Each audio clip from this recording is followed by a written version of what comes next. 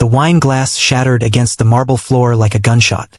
Every head in the dining room snapped toward Min-jun Park, the man whose name alone could empty a room or fill a cemetery. He stood at the head of the table, his tailored black suit immaculate despite the fury radiating from his dark eyes. The expensive Bordeaux spread across the white marble like blood, and for a moment, the only sound was the liquid dripping from the edge of the table. "Someone," he said, his voice dangerously soft, "is stealing from me." The 8 men seated around the table, lieutenants, enforcers, men who'd killed without hesitation, suddenly found the tablecloth fascinating. Min-jun's mansion overlooked the Los Angeles hills, a fortress of wealth built on fear and violence. Nothing happened here without his knowledge. Nothing disappeared without his permission. Until now.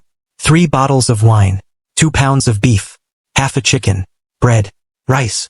He counted each item on his fingers with the precision of a man who'd built an empire on attention to detail. Every week for the past month. Small enough to overlook. Smart enough to seem like inventory mistakes. His second-in-command, a scarred man named Chun, cleared his throat. "Boss, the suppliers could be." "I've already checked the suppliers." Min-jun's interruption was sharp as a blade. "I've checked the deliveries. I've checked the invoices. The food arrives here. The food disappears here." He let the silence stretch, watching his men squirm. "Which means someone in this house is a thief." In the kitchen, separated from the dining room by 2 heavy doors and a service corridor, Amara Williams kept her eyes on the pot she was stirring. Her dark hands moved with practiced efficiency, adjusting the heat, tasting the sauce, adding a pinch of salt. She'd learned years ago that the best way to survive in this house was to be invisible. Do your job. Keep your head down. Never give them a reason to notice you. But lately, she felt eyes on her constantly. She'd worked as Min-jun's private cook for 11 months now. The pay was extraordinary, triple what she'd made at the restaurant downtown. The work was demanding but straightforward. Cook what he wanted when he wanted it exactly how he specified. No mistakes. No excuses. No second chances. The kitchen door swung open. Amara didn't flinch, but her shoulders tensed infinitesimally as footsteps approached. "Ms. Williams." Chen's voice carried the artificial courtesy of a man delivering a threat wrapped in politeness. "Mr. Park wants to see you." Her heart hammered against her ribs, but her hands remained steady as she turned off the burner. Now. Now. The walk to Min-jun's office felt like a funeral march. The mansion sprawled across 12,000 square feet, every inch of it designed to intimidate. Dark wood paneling, marble floors, art that cost more than most people earned in a lifetime. Security cameras in every corner, their red lights blinking like predatory eyes. Amara had counted those cameras her first week here. 47 of them, covering every entrance, every hallway, every public space. But notably absent from the kitchen, the staff quarters, and the service areas. Even paranoid crime lords apparently drew the line somewhere, or so she'd thought. Min-jun sat behind his desk, a massive slab of dark mahogany that made him look like a judge preparing to deliver a sentence. The office smelled of leather and expensive cologne. Through the floor-to-ceiling windows behind him, Los Angeles glittered in the late afternoon sun, oblivious to the empires of violence hidden in its hills. "Sit," he said without looking up from the papers he was reviewing. Amara sat, her back straight, her hands folded in her lap. She'd learned this posture working 3 jobs while putting herself through culinary school. The posture of someone who refused to be broken even when the world was breaking them. Min-jun finally looked up, and his gaze hit her like a physical force. He was younger than most crime bosses, 38, she'd heard, with the kind of cold, sharp features that suggested intelligence and ruthlessness in equal measure. His eyes were the darkest she'd ever seen, almost black, giving away nothing. "You've been with us almost a year," he said. "Yes, sir. No complaints. No problems. My previous cooks lasted 3 months at most." He leaned back in his chair, studying her with the intensity of a man trained to spot lies. "You're either very good at your job or very good at hiding something." Amara's pulse raced, but she kept her voice level. "I'm good at my job, sir. That's all." "Are you?" He opened a drawer and pulled out a ledger, flipping it to a marked page. "Tell me, Ms. Williams, do you live alone?" The question was so unexpected, so personal, that for a moment she forgot to breathe. That's not relevant to my work, sir." "Answer the question." "No," she said quietly. "I live with my mother." "Your mother?" He wrote something down, his pen scratching across paper like claws. "And how is her health?" Ice flooded Amara's veins. How did he know? How could he possibly know? "She's fine," she lied, and hated how thin her voice sounded. Min-jun's smile was all teeth and no warmth. Is she? Because if she were fine, you wouldn't be working here. You were a sous chef at Meridian, a Michelin-starred restaurant. You were on track to become head chef. Then suddenly, you quit and took a job cooking for a criminal. He closed the ledger with a soft thump. People don't make that choice unless they're desperate. Amara forced herself to meet his eyes. The money here is better. The money here is dangerous. Most people understand that's not a trade worth making. He stood, moving to the window with his hands clasped behind his back. Unless they have no choice. Unless they have someone depending on them. Someone who's sick, perhaps. Someone who needs expensive medical care. She wanted to run. Wanted to scream. Wanted to tell him that her mother's illness was none of his business. That her choices were her own. That he had no right to dissect her life like a corpse on a table. But she needed this job. Needed it with a desperation that tasted like ash in her mouth. My personal life doesn't affect my work, she said instead. I've never missed a day. Never been late. Never prepared a meal that wasn't exactly what you ordered. No, he agreed, turning back to face her. But you have taken things that weren't yours to take. The accusation hung in the air like smoke. Amara's mind raced. Had someone seen her? Reported her? She'd been so careful, always taking only the scraps. The leftovers that would have been thrown away anyway. Small portions. Nothing that would be missed. I don't know what you're talking about, she said. But the words felt like broken glass in her throat. Min-jun walked back to his desk, each step deliberate and measured. Don't you? Then let me be clear. Food has been disappearing from my kitchen. Small amounts. Consistent amounts. And you, Ms. Williams, are the only person with both access and motive. I haven't. I'm not finished. His voice cracked like a whip. I don't tolerate thieves. I don't tolerate liars. And I especially don't tolerate being played for a fool in my own house. He sat down again, his posture relaxed but his eyes burning. So here's what's going to happen. You're going to continue working here. You're going to do your job exactly as you have been. And while you do, I'm going to find out the truth. Sir, I'm telling you. Dismissed. Amara stood on shaking legs, her pride warring with her fear. She wanted to quit, to throw this job back in his face and walk out with her dignity intact. But dignity didn't pay for insulin. Dignity didn't cover hospital bills or rent or the home nurse who checked on her mother 3 times a week. So she nodded once, sharp and brief, and walked out of his office with her head high even as her world crumbled around her. That night, long after the house had gone quiet, Min-jun stood in the security office reviewing footage with his head of security, a former intelligence officer named Dmitri. Kitchen, staff entrance, service corridors, Dmitri said, pointing to the new camera feeds on the monitor. All motion activated, all hidden. She won't see them. Min-jun watched the empty kitchen on the screen, the stainless steel surfaces gleaming under the emergency lights. How long to install the rest? 2 days.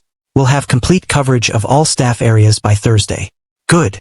Min-jun dismissed Dmitri with a wave and settled in to watch the feeds alone. He'd been doing this for years, watching, waiting, collecting evidence of betrayal before striking. It was how he'd survived in a business where trust was a fatal weakness.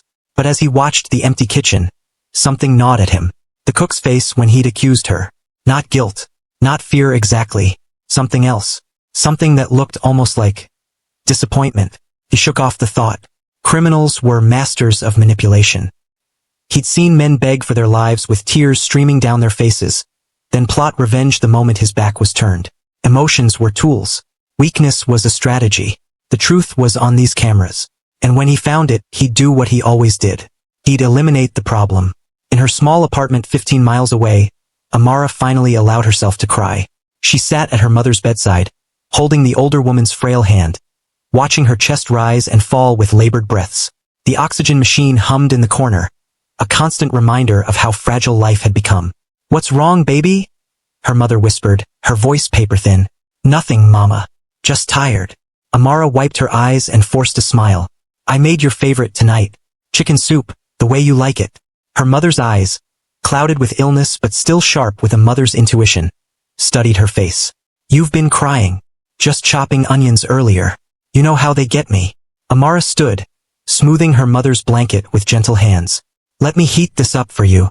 In the tiny kitchen that served as dining room, workspace, and storage area, Amara carefully portioned out the soup she'd brought home. Real chicken, not the cheap canned stuff. Vegetables that hadn't gone bad. Broth made from scratch. Rich with nutrients her mother desperately needed. Food she'd taken from Min-jun's kitchen, one careful serving at a time. She'd started small, just taking the scraps that would have been garbage anyway. The vegetables trimmed from prep work. The bones left over from breaking down chickens. The rice that stuck to the bottom of the pot. But as her mother's condition worsened, as the medical bills piled higher and the creditors called more frequently, she'd gotten bolder. Piece of beef here, a portion of pasta there. Never enough to be obvious. Never the expensive items. Just enough to feed her mother real food, nutritious food, the kind that might help her fight the disease eating her alive from the inside. Smells good, her mother said when Amara brought the bowl to her bedside. It's going to help you get strong again. Amara helped her mother sit up, adjusting the pillows behind her back. The doctor said if we can get your weight up, you'll be strong enough for the next treatment. Her mother took a small spoonful, and the look of pleasure on her face made every risk worth it. You're such a good cook, Amara. Just like your grandmother. Grandma taught me the important stuff. The culinary school just gave me the fancy French names for it. Amara watched her mother eat, each swallow a small victory against the disease. How was your day? Did Miss Chun check on you? 3 times. That woman hovers like a hummingbird. Her mother smiled, but it faded quickly. She said the hospital called. About the bill. Amara's stomach dropped. Don't worry about that. I'll handle it. Baby, I've seen the statements. Even with insurance. I said I'll handle it. Amara's voice came out sharper than intended, and she immediately softened it. I'm sorry, Mama. I need you to focus on getting better. Let me worry about the money. But as her mother drifted off to sleep an hour later, Amara sat at the kitchen table with a calculator and a pile of bills, doing math that never quite added up. Her salary, generous as it was, barely covered the medication and doctor visits. The hospital bills from her mother's last admission sat in a folder marked urgent in angry red letters. The rent was due in 2 weeks. She was drowning, and the only life preserver she had was stealing from a man who killed people for lesser offenses. Her phone buzzed. A text from an unknown number. Be at work on time tomorrow. CP. Chin. Min-jun's lieutenant. A reminder that she was being watched. Amara deleted the text and let her head fall into her hands. She'd been so careful, so cautious. How had he figured it out? And more importantly, what was he going to do to her when he had proof? The cameras went live Thursday morning at exactly 6 a.m. Min-jun had been up since 5, coffee going cold on his desk as he watched the monitors. He told himself he was being thorough, that this was just good business practice, that catching a thief in his organization sent the right message to everyone else. But the truth, the uncomfortable truth he couldn't quite suppress, was that he wanted to be wrong. He'd built his empire on ruthlessness, on the ability to make hard decisions without hesitation or regret. He'd killed men who betrayed him, destroyed families who threatened his business, burned entire operations to the ground to prove a point. But there was something about the cook, about Amara, that made him hesitate. Maybe it was the way she worked, with a precision and care that reminded him of his own attention to detail.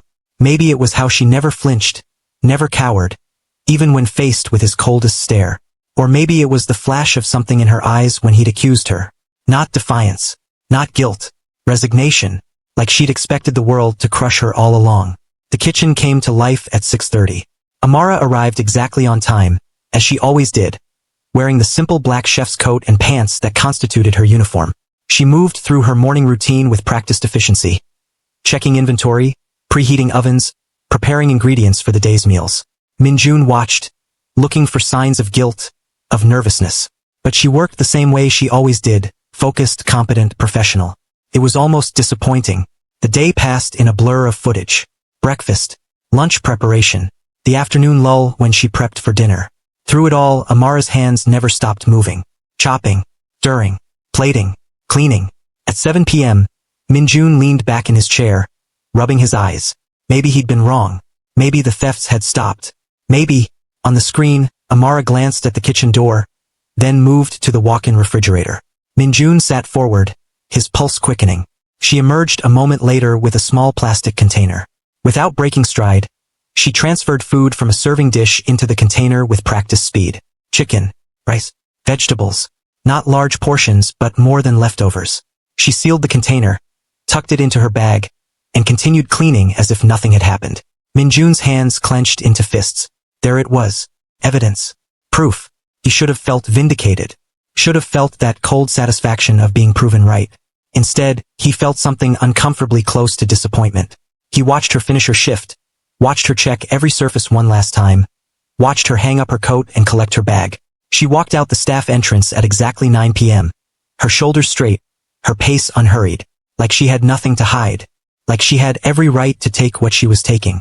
Min-jun switched to the external cameras, tracking her progress to the parking lot, to her car, a beat-up Honda that looked older than she was. He should stop watching here. He had his proof. That was enough. But something made him keep watching as she drove away. Something made him pull up the GPS tracker Dmitri had placed on her car 3 days ago. Something made him follow her digital trail through the city streets, through neighborhoods that got progressively worse, until she pulled up in front of a crumbling apartment building that should have been condemned years ago. He switched to the building's security camera, hacked into the system with embarrassing ease, and watched her climb 3 flights of stairs, the bag with his food held carefully in both hands. She unlocked a door marked 3C and disappeared inside. Min-jun sat back, his mind churning. He had everything he needed now. The theft, the evidence, the destination. Tomorrow he'd confront her. Tomorrow he'd make an example. Tomorrow. But tonight something made him keep watching. The building's hallway camera was too far away to see into the apartment. But through a gap in the curtains of one window he could make out shadows. Movement. Amara appeared in the window briefly, her profile visible. She was talking to someone, gesturing. And then she moved away, and another shadow took her place. An older woman, thinner than she should be, moving with the careful slowness of someone fighting gravity. Min-jun zoomed in as far as the camera would allow, but the resolution was poor, the lighting worse. He could make out basic shapes, nothing more. But he didn't need details to understand what he was seeing. The cook wasn't stealing for herself. She was stealing for someone else. The revelation should have made him angrier. Theft was theft regardless of motive. But instead, he found himself pulling up information on Amara Williams with a hunger that surprised him. Background checks he'd run when she was hired. Financial records that Dmitri had pulled as a matter of course. Medical bills. Hospital stays. A diagnosis. Stage 4 lung cancer. Not for Amara. For her mother. Min-jun stared at the screen until the words blurred. His own mother had died when he was 17, claimed by the same violence that had eventually claimed his father.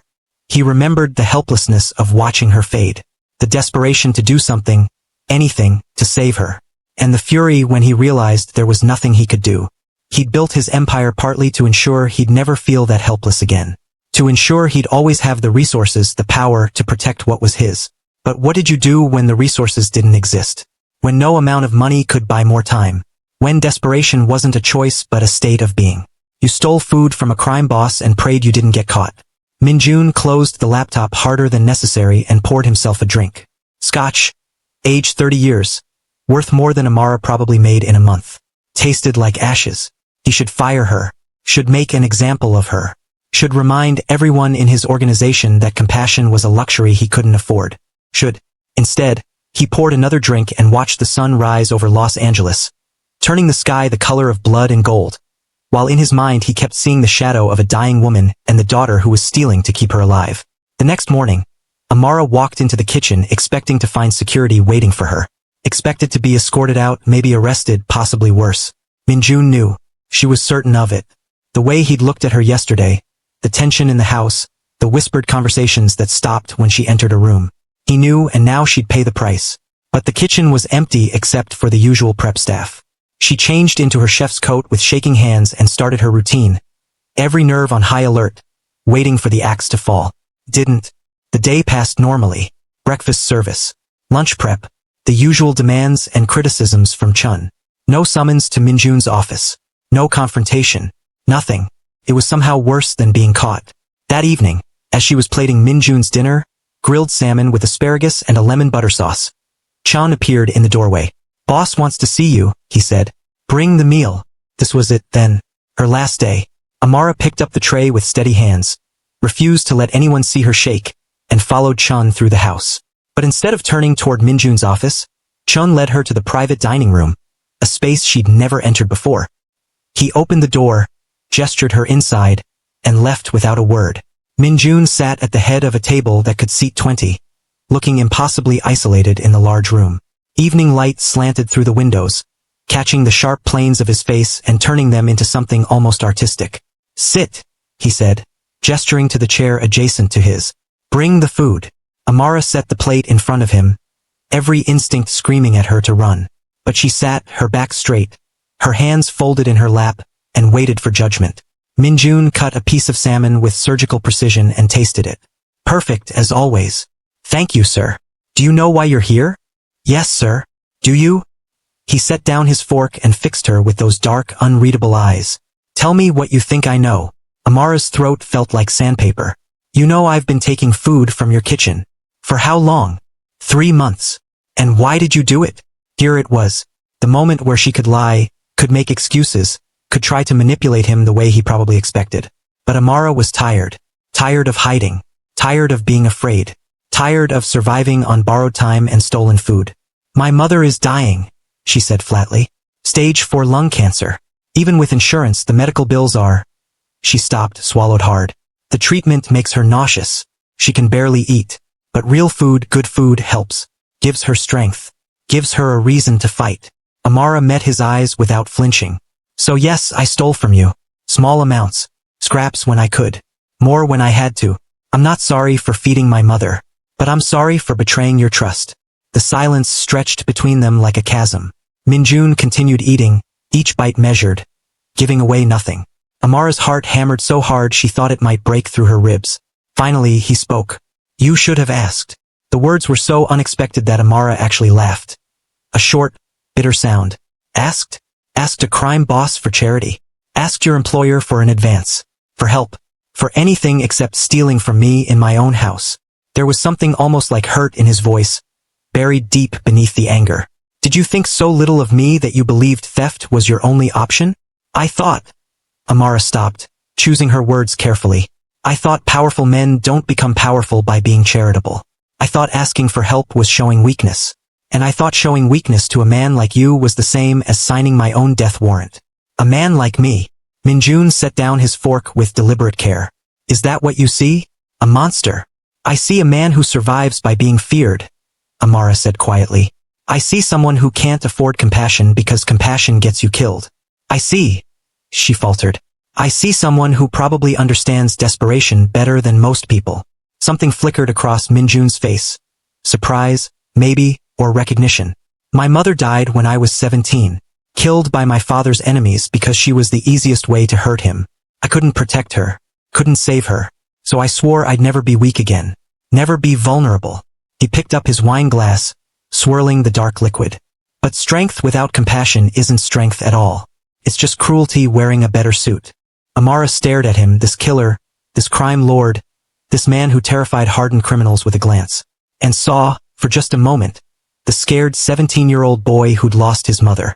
I don't know what to do with you, Min-jun admitted, and the honesty in his voice was somehow more frightening than his anger had been. I should fire you. Should make an example. My reputation, my entire business, depends on people knowing I don't tolerate betrayal. I know. But I watched the footage. He leaned back in his chair, his gaze intense. I watched you go home. Watched you cook that food again, carefully making sure it was perfect for her. Watched you feed your mother like she was made of glass. And I realized something. What? That I've become exactly what I swore I'd destroy. A man who puts power above people. Who sees threats instead of human beings. Who's forgotten that sometimes stealing isn't about greed. It's about survival. Min-jun stood, walking to the window with his hands clasped behind his back. My mother would be ashamed of me. Amara didn't know what to say. Didn't know if this was some elaborate test or genuine confession. So she stayed silent, waiting. Your mother's medical bills, Min-jun said without turning around. How much? $83,000, Amara said softly. Plus another $1,200 a month for medication and home care. And if she had the money for proper treatment? What are her chances? The doctors say maybe 6 months with palliative care. Maybe a year with aggressive treatment. Maybe longer if... Amara's voice broke. If she responds to the experimental trials. But those cost. Money I have. Min-jun turned back to face her. A soul I'm apparently losing. But money? That I have. Amara's eyes widened. I don't understand. I'm going to pay your mother's medical bills. All of them. Including the experimental treatment. He held up a hand as she started to speak. But there are conditions. Of course there were. Men like Min-jun didn't give without taking. What conditions? First, you keep working for me. Same job, same salary. But if you ever need help again, for anything you ask. No more stealing. No more hiding. You ask. He He moved closer, his presence overwhelming. Second, you tell no one about this arrangement. Not your mother, not the doctors, not anyone. As far as they know, you received an anonymous donation. I don't need word getting out that I've gone soft. That's it. Amara couldn't believe it. Couldn't trust it. You'll pay nearly $100,000 just to prove you're not soft? No. Min-jun's smile was self-deprecating and oddly vulnerable. I'll pay nearly $100,000 because my mother taught me that power without compassion makes you a monster. And because watching you sacrifice everything for someone you love reminded me that I used to be human. Once. Before all this. Tears burned behind Amara's eyes, but she refused to let them fall. Why? Why would you do this? Because I saw myself in you, he said simply. The desperation. The willingness to do anything to protect someone you love. The belief that you have to face everything alone because asking for help is weakness. He paused. And because maybe, if I help save your mother, it'll balance out some of the other mothers I've destroyed. The words hung in the air between them, heavy with implication and history. Amara understood then that this wasn't really about her. This was about ghosts and guilt and a man trying to find redemption in the ruins of his choices. I accept your conditions, she said quietly. And Mr. Park? Thank you. You don't know what this means. I do know, he interrupted gently. I know exactly what it means. And you're welcome. Over the next 3 weeks, Amara watched her mother transform. The bills disappeared, paid by an anonymous donor that the hospital wouldn't identify. A home nurse appeared, covered by the same mysterious benefactor. Her mother's oncologist called with news about a slot opening in an experimental trial that had a 70% success rate in slowing tumor growth. It's a miracle, her mother said one evening, her eyes brighter than they'd been in months. An answered prayer. Yeah, Mama, Amara said, squeezing her mother's hand. A miracle. But she knew the truth. Knew that miracles sometimes came disguised as ruthless crime lords with guilty consciences. Knew that redemption looked different than she'd expected. At work, things shifted in subtle ways. Min-jun still demanded perfection, still ruled his empire with an iron fist. But sometimes, when she brought him his meals, he'd ask about her mother's treatment, about how she was responding, about whether the new medication was working. She's stronger, Amara told him one evening. The tumor hasn't grown. The doctors are cautiously optimistic.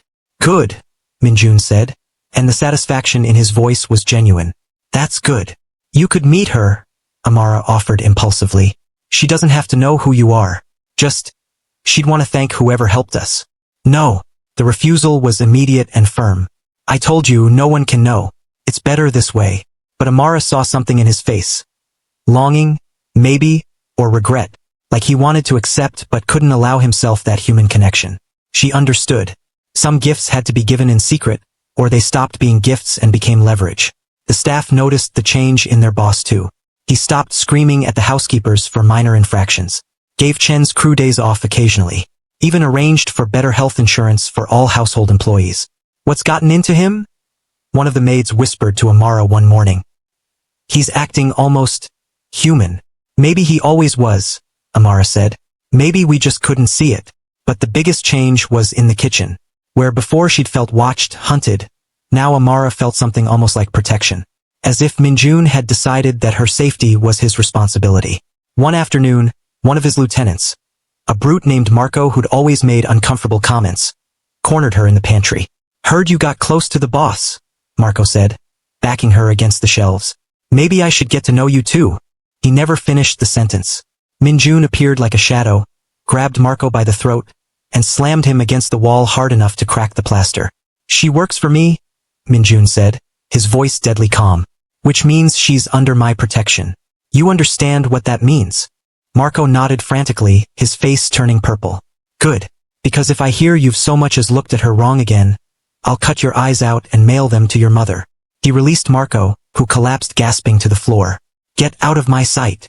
After Marco scrambled away, Min-jun turned to Amara. Are you all right? Yes, thank you. She searched his face for signs of the violence she'd just witnessed, but his expression was carefully neutral. You didn't have to do that. Yes, he said quietly. I did. You're part of my household now.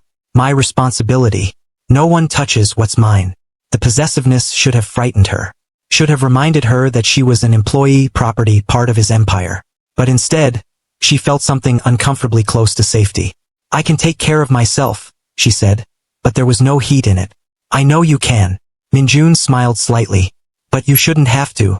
Not here. As weeks turned into months, a strange ritual developed. After the household went to sleep, Amara would find Min-jun in the kitchen, unable to rest. She'd make him tea, nothing fancy, just chamomile with honey, and they'd sit in companionable silence while the city slept outside. Sometimes they talked. About food, about music, about everything except what he did and what she knew. Other times they just existed in the same space, two people carrying burdens too heavy to share. You remind me of someone? Min-jun said one night, staring into his tea like it held answers. My mother. She was quiet too, strong, never complained, even when things were terrible. What happened to her? Amara asked gently. She paid for my father's sins. His jaw tightened. They shot her in front of our house. Made me watch. Wanted to send a message. He looked up, his eyes haunted. I was 17. Old enough to understand revenge. Too young to understand that revenge just creates more ghosts. Is that what all this is? Amara gestured at the mansion around them. Revenge. It was. He smiled without humor. Now I'm not sure what it is. Power? Security? A very expensive distraction from the fact that I've become exactly what killed my mother. Violence dressed up as inevitability. He paused. Meeting you changed something. Watching you care for your mother despite everything. It reminded me that some things are worth more than power. Like what? Like the chance to be human again. To make choices based on compassion instead of fear. He reached across the table, his hand stopping just short of hers. Thank you for that. Amara looked at this complicated, dangerous, surprisingly gentle man and made a choice. She closed the distance, letting her fingers brush his. Thank you for saving my mother, for giving her more time, for giving us hope. They stayed like that for a long moment, connected by touch and understanding and the weight of secrets they'd never fully share. Then Min-jun pulled away, standing abruptly. It's late. You should rest. So should you. I don't rest much anymore. He moved toward the door, then paused. Your mother. How is she really? Better, Amara said honestly. The treatment is working. The doctors are talking about remission. About years instead of months. Her voice caught. Because of you. Min-jun nodded once, sharp and brief, and disappeared into the shadows of his house, leaving Amara alone in the kitchen with her tea and the echo of almost confessions. 3 months after the night Min-jun had confronted her, Amara received a call from her mother's doctor. She was in the middle of preparing lunch when her phone buzzed, and something about the timing made her heart clench. Ms. Williams? This is Dr. Patel. I have news about your mother's latest scan. Amara's hands went cold. She set down her knife carefully, precisely, the way she'd learned to do when the world was tilting. Yes, the tumors are shrinking. Significantly. At this rate, we're looking at a full remission within 6 months. The doctor's voice carried the kind of cautious joy that came from delivering good news after too much bad. I've been practicing oncology for 20 years, and I've rarely seen results like this from the experimental trial. Your mother is incredibly strong. Amara had to sit down. Her legs simply gave out, and she found herself on the kitchen floor, back against the cabinet. Phone pressed to her ear as tears she'd been holding back for months finally broke free. Ms. Williams? Are you there? Yes, she managed. Yes, I'm here. Thank you. Thank you so much. After she hung up, she sat there crying silently, letting relief wash over her like a baptism. Her mother was going to live, was going to survive, was going to have years instead of months, birthdays instead of funerals, tomorrows instead of goodbyes. She didn't hear Min-jun enter until he spoke. Amara? She looked up to find him standing in the doorway, his expression shifting from concern to understanding as he took in her tears, and the phone still clutched in her hand. She's going into remission, Amara said, her voice breaking on the words. The doctor just called. The tumors are shrinking. She's going to be okay. For a moment, Min-jun just stood there. Then, in a gesture that surprised them both, he crossed the kitchen and pulled her to her feet, his arms wrapping around her in an embrace that felt nothing like possession and everything like shared relief. I'm glad, he said quietly against her hair. I'm so glad. Amara let herself lean into him, let herself take comfort from this man who'd saved her mother's life while trying to save his own soul. They stood there in the kitchen, two broken people holding each other together, until Amara's tears subsided and the world rearranged itself into something that felt almost like hope. When they finally separated, Min-jun's eyes were suspiciously bright. You should take time off. Be with her. Celebrate. I will. Tonight. Amara wiped her face, tried to pull herself together. But right now, you have a lunch meeting in 40 minutes. and I haven't finished the salmon. The salmon can wait. No, she said firmly. You gave me back my mother. The least I can do is give you perfectly cooked fish. She managed a watery smile. Besides, cooking is how I process things. Always has been. Min-jun studied her for a long moment, then nodded. All right, but Amara, tonight when you're with your mother, tell her that whoever helped you did it because she raised an extraordinary daughter. Someone worth saving. She raised someone desperate enough to steal, Amara corrected gently. She raised someone brave enough to sacrifice everything for love. Min-jun moved toward the door, then paused. There's a difference. That evening, Amara arrived at her mother's apartment with groceries, and a heart so full it ached. Her mother was sitting up in bed, color in her cheeks that hadn't been there months ago, reading a book with the kind of focus that spoke of energy returning. Baby!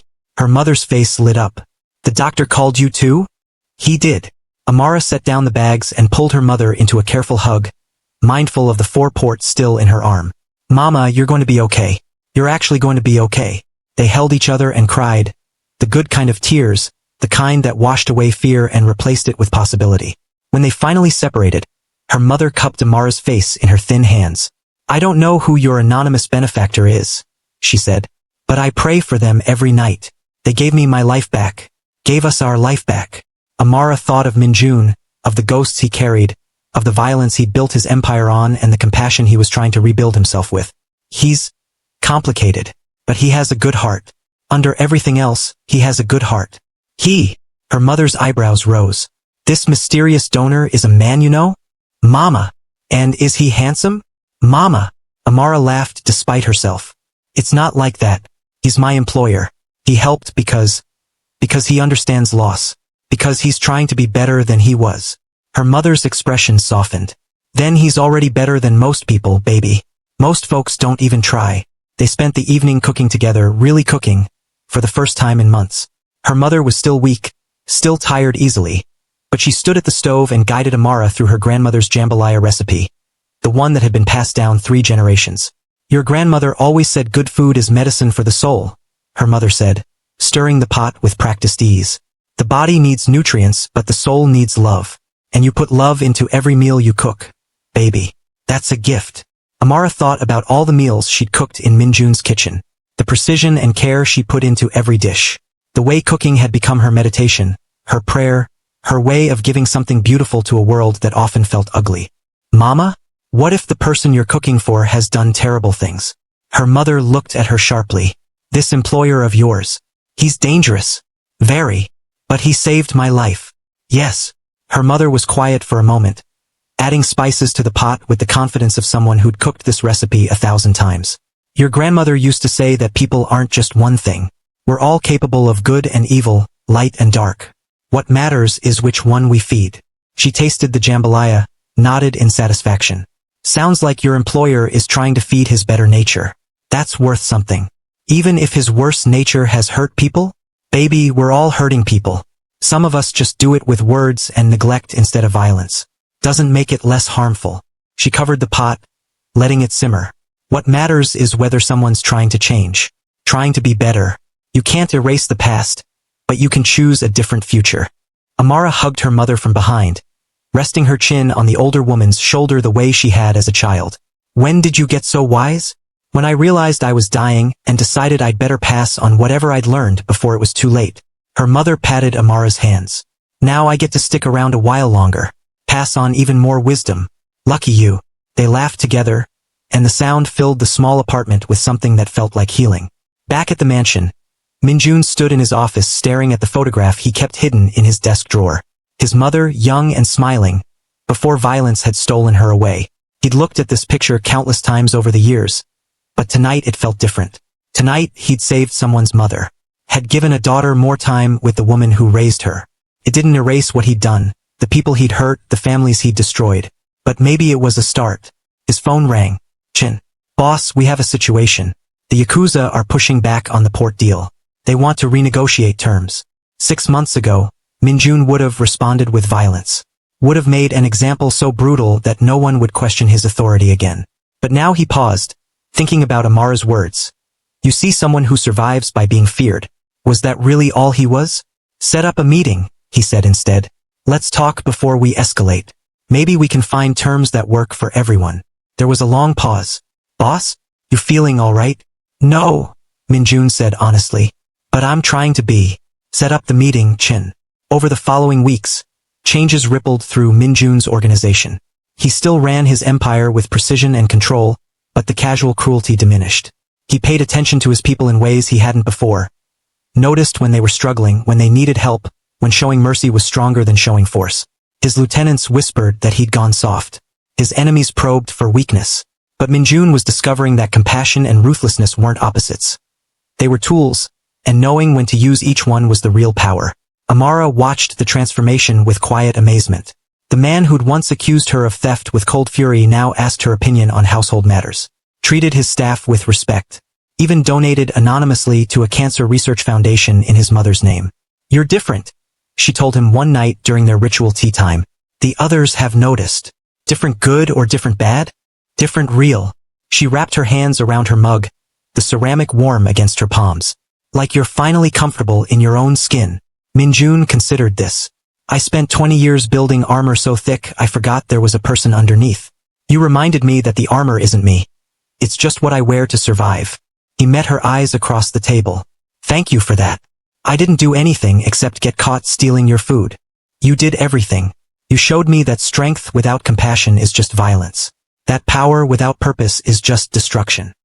He reached across the table, and this time he didn't hesitate. His hand closed over hers, warm and certain. You saved me, Amara. Just like I saved your mother. The air between them shifted, charged with possibility and danger and something that felt dangerously close to love. Amara knew she should pull away, should maintain professional distance, should remember that he was a crime lord and she was an employee and this was a disaster waiting to happen. But her hand stayed in his, and neither of them moved. This is complicated, she whispered.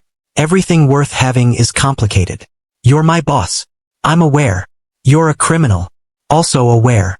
His thumb traced circles on her palm, and the simple touch sent electricity up her arm. But I'm also a man who's trying to be better. A man who sees you every day and thanks God that you were desperate enough to steal from me. Because without that, I never would have found my way back to being human. Min-jun. I'm not asking for anything, he said quickly. I'm not expecting anything. I just need you to know that you matter to me. Not as an employee. Not as a project. As a person who saw past the monster and found the man. Amara's eyes burned with unshed tears. You're not a monster. You never were. You were just hurt and scared and trying to survive the only way you knew how. And now you're trying something harder. You're trying to be good. Trying to choose compassion over fear. That takes more courage than any violence ever could. They sat like that, hands joined across the table. Two damaged people finding unexpected redemption in each other. Nothing was solved. The complications remained. But for that moment in that kitchen with tea going cold between them, they had something that felt almost like peace. The next morning, Amara arrived at work to find an envelope on her prep station. Inside was a check, a bonus, the note said, for exceptional service. The amount was enough to cover 6 months of her mother's medication. But more than the money, more than the generosity, what made her hands shake was the note at the bottom in Min-jun's precise handwriting. Your mother raised someone extraordinary. I'm honored to know you both. She pressed the note to her chest, closed her eyes, and let herself feel the full weight of gratitude and affection, and the terrifying possibility that she was falling in love with a man who'd threatened to destroy her just months ago. In his office, Min-jun watched the security feed, not to spy, not to control, but simply to see her smile when she read his note. Watched her shoulders relax. Watched her carefully fold the paper and tuck it into her pocket like something precious. He'd spent his whole life taking power, taking life, taking whatever he wanted because he could. But giving felt like finally breathing after drowning for 20 years. His phone buzzed. A text from Chun. Yakuza meeting confirmed. They seem open to negotiation. Min-jun smiled. 6 months ago he would have brought violence to that meeting. Now he'd bring wisdom. Would find a solution that benefited everyone. Would prove that strength didn't always mean destruction. His mother would be proud. And maybe, just maybe, he was finally becoming someone worth her pride. 2 months later, on a Sunday afternoon when the house was quiet and the staff had the day off, Amara found Min-jun in the garden. He was sitting on a stone bench beneath a cherry blossom tree, staring at nothing, lost in thought. You're brooding, she said, settling beside him. I'm reflecting. There's a difference. If you say so. She nudged his shoulder with hers. What are you reflecting on? My father used to say that in our business, kindness is weakness. That the moment you show compassion, someone will use it to destroy you. Min-jun plucked a fallen blossom from the bench. I built my entire life on that belief. Made every choice based on fear and control. And now I think my father was wrong. Kindness isn't weakness. It's the hardest kind of strength. Takes nothing to destroy. Takes everything to build. He turned to her, his dark eyes intense. You taught me that. I didn't teach you anything. You already knew. You were just afraid to remember. Min-jun reached out, tucking a strand of hair behind her ear with a gentleness that contradicted everything his reputation suggested. I'm still afraid. Every day. Afraid that showing compassion will get someone killed. That trying to be better will destroy everything I've built. That letting you close will end in disaster. And yet, Amara prompted. And yet here I am, taking the risk, choosing the harder path. His hand lingered against her cheek. Because a wise woman once reminded me that power without compassion makes you a monster. And I'm tired of being a monster, Amara.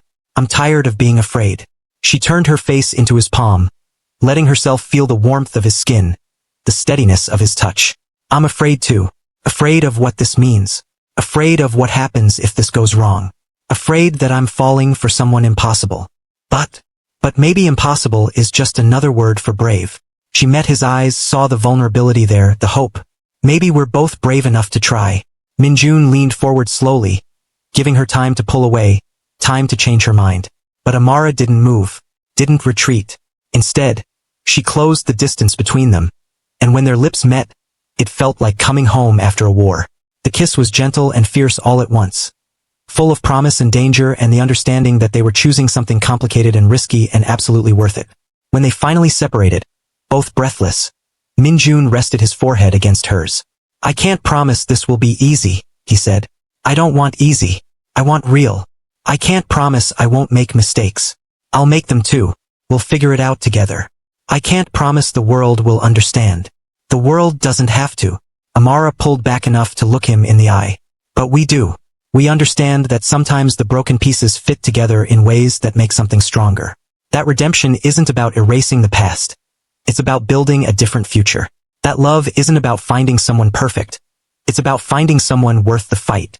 Min-jun smiled, real and bright and genuine. When did you become a philosopher? When I started falling for a reformed crime boss and had to justify it to myself. They laughed together there in the garden, surrounded by falling cherry blossoms and the possibility of tomorrow. It wasn't a fairy tale ending. The complications remained. His business, her career, the danger inherent in his world. But it was real. It was honest. It was theirs. That evening, Amara visited her mother and found her cooking in the kitchen. Not just sitting up, not just supervising, but actually standing at the stove, strong enough to handle the pots and the heat. Mama! Amara rushed forward. Should you be? I'm fine, baby. Doctor cleared me for light activity. Said I'm doing better than anyone expected. Her mother stirred the pot, then studied Amara's face with the precision only mothers possess. You look different. Different how? Happy. Really, truly happy. Not just relieved or grateful, but actually happy. Her mother smiled. This employer of yours. You're more than just working for him now, aren't you? Amara felt heat rise to her cheeks. It's complicated. The good things usually are. Her mother set down the spoon and pulled Amara into a hug. Baby, I don't care if he's complicated or dangerous or impossible. If he treats you well, if he makes you smile like that, if he's trying to be better, that's enough. Even though we're all carrying something, Amara. Some of us just carry heavier loads than others. Her mother pulled back, cupping her daughter's face. You saved my life by working for him. He saved my life by helping you. Now you're helping him find his way back to being human. That's not complicated, that's beautiful. Amara hugged her mother tighter, feeling the strength returning to the older woman's body, the life flowing back into her frame. This was what Min-jun's compassion had bought. Time, life, tomorrows. And maybe, just maybe, it had bought him something too. A chance at redemption, at connection, at love. 3 years later, Min-jun stood in the same garden where he'd first kissed Amara.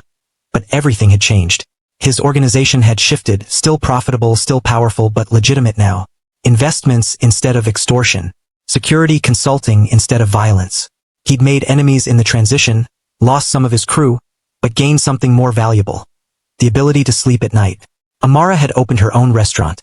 A small place specializing in the fusion of Korean and Southern soul food that somehow worked perfectly. Min-jun had financed it, but she'd built it herself, poured her heart into every dish, every detail. It was successful beyond anyone's expectations, earning recognition from critics and lines out the door every night. But right now, the restaurant was closed, because today was special. "You're brooding again," Amara said, appearing beside him in a simple white dress that took his breath away. Still reflecting, still insisting there's a difference. She laughed, the sound like music in the garden. "Well, stop reflecting. We have guests waiting." In the garden, surrounded by cherry blossoms and the people who'd become their family. His reformed crew, her mother, healthy and vibrant, friends from the restaurant. Min-jun took Amara's hands and spoke vows that would have been impossible 3 years ago. "I was lost," he said, his voice steady despite the emotion threatening to overwhelm him.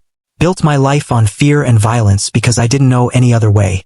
And then you appeared in my kitchen, desperate and brave and absolutely unwilling to be broken.